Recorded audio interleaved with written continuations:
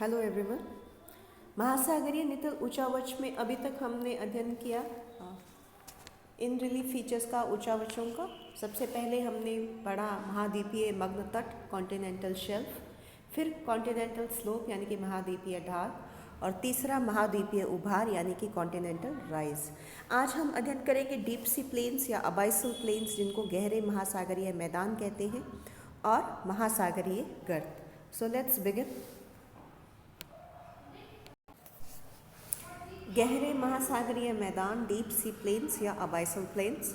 महासागरीय मैदान महासागरीय नितल का सर्वाधिक विस्तृत मंडल होता है, यानी कि महासागरीय नितल में, महासागर के तल में सर्वाधिक क्षेत्रफल महासागरीय मैदानों द्वारा घेरा हुआ होता है। इनकी गहराई 3000 से 6000 मीटर तक होती है। समस्त महासागरीय क्षेत्रफल का 75.9% भाग पर महासागरीय मैदान का विस्तार पाया जाता है, परंतु एक महासागर से दूसरे महासागर में ये प्रतिशत बदलता रहता है। जैसे कि प्रशांत महासागर में जो गहरे महासागरीय मैदान है वो 80.3% क्षेत्रफल में है, हिंद महासागर में 80.1% में, और अटलांटिक महासागर में 54.9% भाग पर महासागरीय मैदान का विस्तार है। अटलांटिक महासागर में महासागरीय मैदान की अपेक्षाकृत कम विस्तार का प्रमुख कारण महाद्वीपीय मग्न तट वहाँ पर बहुत अधिक विस्तृत है। जब हम महासागरीय मग्न तट पढ़ रहे थे तो हमने पढ़ा था कि अटलांटिक महासागर के पूर्वी क्षेत्र में लगभग 13.3% क्षेत्र में महाद्वीपीय मग्न तट पाया जाता है। महासागरीय जल के अंतर्गत ये मैदान अत्यंत विस्तृत होते हैं। इनका ढाल अत्यंत मंद होता है, लगभग समतल ही होते हैं, परंतु कहीं कहीं पर इनमें लंबे लंबे और पतले कटक यानी कि रिजेस पाए जाते हैं। ये कटक तीव्र किनारे वाले होते हैं और कभी कभी महासागरीय जल तक या उसके ऊपर भी दृष्टिगत होते हैं। तो पहाड़ियाँ यानी कि रिजेस पाई जाती हैं जो कि पतली हैं और तीखी हैं और लंबी हैं। कई बार ये इतनी ऊंची होती हैं कि ये ऊपर जो समुद्र के ऊपर तक भी ये दिखाई देती हैं। इन विस्तृत महासागरीय मैदानों पर महासागरीय जीवों, पौधों और क्षारीय पदार्थों के निक्षेप मिलते हैं, परंतु उन पर अपरदन से प्राप्त मलबा का पूर्णतः अभाव रहता है। कहीं कहीं पर ज्वालामुखी पदार्थ के भी जमाव मिलते हैं। 20 डिग्री उत्तर से 60 डिग्री दक्षिण अक्षांशों के बीच महासागरीय मैदानों का विस्तार सर्वाधिक पाया जाता है। 60 डिग्री से 70 डिग्री उत्तरी अक्षांशों के बीच इन महासागरीय मैदानों का लगभग अभाव पाया जाता है। यह विशाल मैदान सिर्फ इन 3 बड़े महासागरों में ही उपस्थित नहीं है, बल्कि छोटे वाटर बेसिन जैसे आर्कटिक बेसिन में, मैक्सिको की खाड़ी में, भूमध्य सागर आदि में भी, आंशिक घिरे सागरों में भी इस प्रकार के ये गहरे सागरीय मैदान पाए जाते हैं। आर्कटिक बेसिन में समान रूप से गहरा वितलीय मैदान स्थित है। नेक्स्ट है महासागरीय गर्त यानी कि ओशनिक डीप्स। महासागरीय गर्त महासागरों के सबसे गहरे भाग होते हैं। गर्त यानी कि डिप्रेशन, इसको इंग्लिश में डीप्स नाम से बोला जाता है, जो महासागरीय नितल के लगभग 7% भाग पर फैले हुए हैं। इनके ढाल खड़े ढाल होते हैं, बिल्कुल दीवार की तरह। ये जो गड्ढे होते हैं, इनकी दीवारें बिल्कुल खड़ी दीवारों की तरह इनके ढाल होती है। इनकी स्थिति प्राय तट के सहारे पर्वतीय मेखलाओं के सामने देखने को मिलती है। ये गर्त, महासागरीय गर्त महासागर में कहाँ पाए जाते हैं? तो अक्सर देखा गया है इनकी लोकेशंस वहाँ पर है जहाँ जिन महासागरों के तट के किनारे माउंटेन रेंजेस पाए जाते हैं, यानी कि पर्वत मेखलाएं पाई जाती हैं।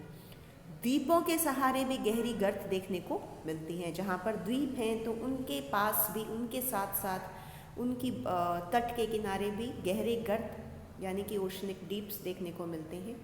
आकार की दृष्टि से महासागरीय गर्तों को 2 वर्गों में विभाजित किया गया है। नंबर 1, कम क्षेत्रफल वाले किंतु अधिक गहरे खड्ड को गर्त या डीप कहा जाता है। इनका क्षेत्रफल तो कम होता है लेकिन इनकी गहराई बहुत अधिक होती है। इन्हें डीप नाम से जाना जाता है या हिंदी में गर्त कहते हैं। दूसरे, जिनका क्षेत्रफल बहुत अधिक होता है लेकिन गहराई इतनी नहीं होती, जिन्हें हम खाई नाम से यानी कि ट्रेंच नाम से जानते हैं। महासागरों में कुल 57 गर्तों का पता लगाया गया है, जिनमें से 32 प्रशांत महासागर में, 19 अटलांटिक महासागर में, 6 हिंद महासागर में स्थित हैं। विश्व का सबसे गहरा गर्त मैरियाना ट्रेंच है, जो कि पश्चिम प्रशांत महासागर में फिलीपींस के पास स्थित है। इसकी गहराई 11.02 किलोमीटर है, यानी कि 11 किलोमीटर से भी ज़्यादा इसकी गहराई है। और माउंट एवरेस्ट इसके अंदर डूब जाए तो भी लगभग 1.25 किलोमीटर तक का पानी फिर भी बचा रहेगा। इसके अलावा जो प्रसिद्ध ट्रेंचेस हैं या डीप्स हैं, उनके नाम हैं, एक तो है चैलेंजर मैरियाना, जो कि उत्तरी प्रशांत महासागर में है। फिर है टोंगा, ये मध्य दक्षिणी प्रशांत महासागर में है। फिर स्वायर है, ये उत्तर पश्चिम प्रशांत महासागर में है। पोर्टो रिको, ये पश्चिम द्वीप समूह में है। क्यूराइल ट्रेंच, ये सकलिन द्वीप के पास है। और रोमशे, ये दक्षिण अर्ध महासागर में है। और सुंडा ट्रेंच, ये पूर्वी दक्षिणी महासागर में है। प्राय इन ट्रेंचेस के नाम, इनकी लोकेशन और इनकी गहराई के अकॉर्डिंग अरेंज करना, सबसे गहरा जैसे चैलेंजर है, फिर टोंगा है, फिर स्वायर है, फिर पोर्टो रिको, फिर क्यूराइल, फिर रोमशे और फिर सुंडा। तो इनको गहराई के अकॉर्डिंग सबसे गहरे से कम गहरे या कम गहरे से ज़्यादा गहरे, या इनकी लोकेशन कौन से महाद्वीप में है, या एग्जैक्ट लोकेशन की कौन से द्वीप या कौन से महाद्वीप के पास है, इस प्रकार के प्रश्न कंपटीशन एग्जाम्स में पूछ लिए जाते हैं। सभी महाद्वीपीय उच्चावचों को, रिलीफ जोन्स को एक बार हम एक डायग्राम की सहायता से देखेंगे।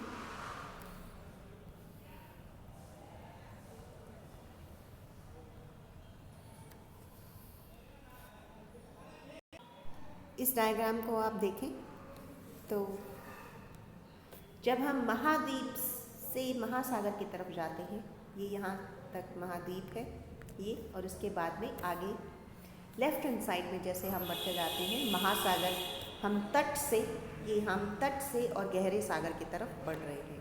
तो सबसे पहले जो फीचर आता है वो है महाद्वीपीय मग्न तट। उसके बाद में महाद्वीपीय ढाल, देखिए ये महाद्वीपीय मग्न तल है, फिर ढाल बढ़ गई है तो इसका नाम ही महाद्वीपीय ढाल है।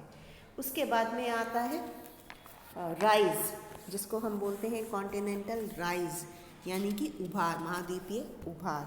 तो ये आप देखिए, ये महाद्वीपीय उभार है।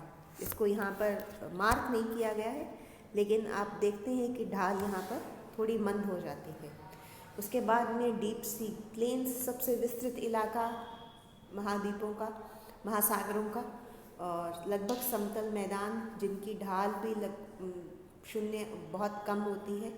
और इसके बाद में आते हैं महाद्वीपीय गर्त, यानी कि ओशनिक ट्रेंचेस या ओशनिक डीप्स। आप देखिए बिल्कुल खड़ी ढाल है, बिल्कुल लास्ट में आप देखेंगे कि बिल्कुल खड़े दीवार जैसी ढाल से इनको दिखाया गया है।